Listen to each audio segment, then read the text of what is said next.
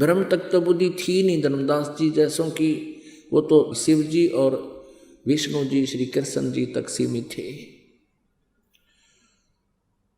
तो उन्होंने कहा कि जो साधना तुम कर रहे हो, जिन भगवानों की, जिन प्रभुओं की आप साधना करते हो, जिनको इष्ट मान रखा है, इनका विधान में ये आपको वर्क डन दे सकते हैं। जैसा कर्म करोगे वैसा ही फल मिलेगा। आपके पुण्य अलग लिखे जाएंगे और पाप न्यारे दोनों अकाउंट पैरेलल चलेंगे, ओपन रहेंगे। और यहां से पुण्य कम और पाप घने इकट्ठे करता है प्राणी। तो पुण्यात्मा तेरा मोक्ष कैसे होगा? परमेश्वर ने पूछा। पाप नष्ट होने के बाद ही मोक्ष होता है। और आप जी की साधना, आपके भगवान केवल जैसा कर्म करोगे वैसा ही फल देगा, तो तेरा मोक्ष कैसे होगा?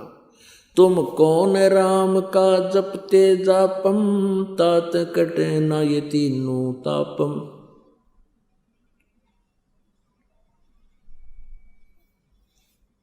अब जैसे भी कर्म करोगे वैसा फल तुमने भोगना पड़ेगा, ऐसा आप जी के भगवानों का विधान है। लेकिन पूर्ण परमात्मा परम अक्षर ब्रह्म कबीर देव जी की एक परम शक्ति है, उनके पास एक वीटो पावर है, वो सुप्रीम परमात्मा है, परमेश्वर है। उनका जो सतनाम का मंत्र है, जब ही सतनाम हृदय धर्यो, भयो पाप को नाशे। जैसे चिंगारी अग्नि की भाई पड़े पुराने घास। तो 1000 टन सूखा घास पड़ा हो कहीं पर, और उसमें एक माचिस की सीख जला के प्रज्वलित करके उसमें लगा दे, पूरे उस सूखे घास को फूंक के राख बना देगी। और आवेगी तेज आंधी, उसने कितने की कितने पटक देगी ठाक है, यानी कति क्लियर फील्ड हो गया। पुण्यात्मा, ऐसे हम मोक्ष प्राप्त करेंगे।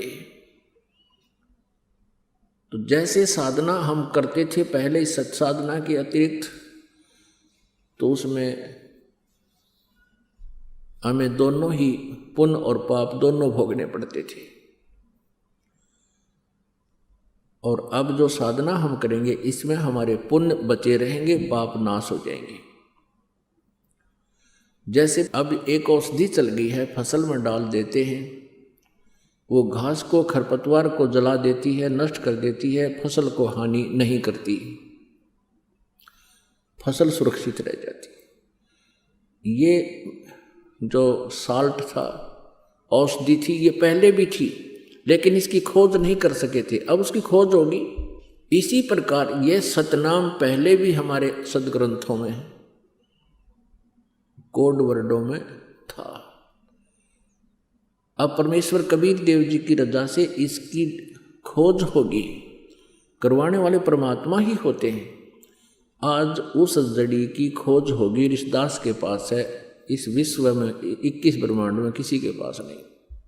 तो अब उस जड़ी का प्रयोग करेंगे हम, हमारे पाप नाश हो जाएंगे और पुण्य बचे रह जाएंगे। तो इन पुण्यों का जो प्रतिफल हम यहां नहीं लेंगे, क्योंकि हमारा उद्देश्य, हमारा टारगेट सतलोक जाने का होगा। इस काल के झूठे सुख का हम कोई आशा नहीं करेंगे, झूठे सुख की इच्छा नहीं रखेंगे। तो फिर अपने आप हम सतलोक जाएंगे, जहां आशा ता बासा होई और मन कर्म वचन सुमरियो सोई। गीता जी अध्याय नंबर 8 के श्लोक नंबर 6 में कहा कि अर्जुन, ये नियम है, अंत समय में जब ये प्राणी शरीर त्याग कर जाता है, उस समय जिस भी भाव में भावित रहता है उसी को प्राप्त होता है। और फिर कहता है गीता ज्ञानदाता के, गीता जी अध्याय नंबर 8 के श्लोक नंबर 5 और 7 में, कि तू मुझ में भाव वाला बन और मेरा भजन कर, मेरा स्मरण कर और युद्ध भी कर, तू मुझे ही प्राप्त होगा। फिर गीता जी अध्याय नंबर 8 के श्लोक नंबर 8, 9, 10 में तुरंत 3 मंत्रों में स्पष्ट किया है कि यदि तूने उस परमात्मा के पास जाना है तो उसकी भक्ति कर, सच्चिदानंद घन ब्रह्म की, उस दिव्य परम पुरुष की, परमेश्वर की भक्ति कर, तत्वदर्शी संत से उसका ज्ञान प्राप्त कर। चौथे अध्याय के 34वें श्लोक में फिर उसके पास चला जाएगा। बहुत ही सिंपल। पुण्यात्माओं, जैसे हम एक अपना पेट के लिए सुबह और शाम 2 टाइम खाना तो अवश्य बनाते हैं, 3-3 बार भी बना लेते हैं, तो उस खाना बनाने में कितना प्रयत्न, कितना सांग जोड़ना पड़ा, कितने आइटम इकट्ठे करने पड़ते हैं। चूल्हा, तवा, पतीला, चम्मच, भाई लकड़ी या गैस, फिर कित नमक, मिर्च, चाकू आदि तो याद भी ना हो, इतने आइटम हो। और वो सारे कितनी गर्मी हो, कितनी सर्दी हो, आहार बनाते हैं, कितना टाइम लगता है, कितना प्रयत्न करना पड़ता है। और परमात्मा के नाम में कहते हैं जीभ भी ना लाड़ी, लेटा है तो लेटा लेटा कर ले, बैठा है तो बैठा बैठा जाप कर लीजिए, बस में सफ़र कर रहे हो बस में कर लीजिए, मोटर गाड़ी में, कार में बैठे हो कार में कर लीजिए, दुकान पर बैठे हो ग्राहक नहीं आया, ग्राहक तो आपके परमात्मा की दया से आओगा, आपके भाग्य से ही वहाँ आपकी इनकम होगी। और अब परमात्मा साथ हो जाएंगे, फिर अपने बच्चे को अपने हिसाब से ही देगा। तो अब क्या करता है दुकानदार, न्यू देखता रहता है, गाहक आया आया वो हुई तो दूसरी दुकान में बढ़ गया, फिर देखेगा दूसरा आया। अब आना उसी ने है जो तेरे परमात्मा निर्धारित करेगा। तो उस समय अपनी माला लेकर या वैसे मालिक ने याद रख, ग्राहक आया अपना सौदा तोल दे, उसका कर हिसाब। तो इस प्रकार हम इस व्यर्थ के समय को सदुपयोग किया करेंगे। बस में हम जा रहे हैं, 2-2.5 घंटे का सफर है, आए है इतना बढ़िया सिमरन होता है पूछो मत। ट्रेन में जा रहे हो, ट्रेन में अपनी भक्ति करते जाओ। जैसे आप कहीं काम वश गए हो, कोई किसान है खेत में काम करता है, मजदूर है मजदूरी करता है, तो परमात्मा तो याद रखे सके है ना, तो और 100 फिल्मी गाने गाया करा दी हूँ करे जाओ मन मन में, तो परमात्मा के मंत्र याद रखे, परमात्मा के भजन को याद कर ले, उसकी वो भी चिंतन बनता रहता है।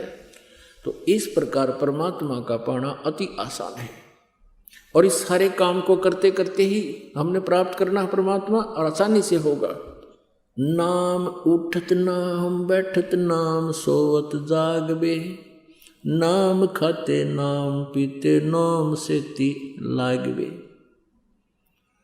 परमात्मा अपनी अमर वाणी में तत्व ज्ञान में कहते हैं कि परमात्मा की भक्ति के लिए कोई विशेष आसन की आवश्यकता नहीं।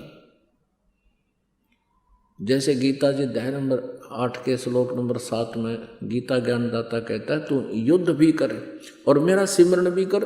अब युद्ध से कठिन काम कौन सा हो सकता है, और उसमें भी भगवान याद किया जाता है। और यही प्रमाण यजुर्वेद अध्याय नंबर 40 के मंत्र नंबर 15 में है। ओम कर्तु समर किलबे समर कर्तुम समर। ओम नाम का मंत्र का जाप काम करते करते सिमरण कर, विशेष कसक के साथ सिमरण कर, और मनुष्य जीवन का परम कर्तव्य जानकर इसका सिमरण कर। यही परमात्मा सूक्ष्म वेद बताते हैं कि नाम उठत नाम बैठत नाम सोत जागबे, नाम खाते नाम पीते नाम सेती लागबे। अब जैसे आपके अंदर एक विशेष कसक बनाकर जो भजन हो सकता है, आपको एक विशेष प्रेरणा बनेगी, आपको भय लगन लगेगा, हे भगवान कहीं फिर से जन्म ना हो जाए, हे परमात्मा कहीं फिर काल के जाल में पंजा फंसा ना रह जाए।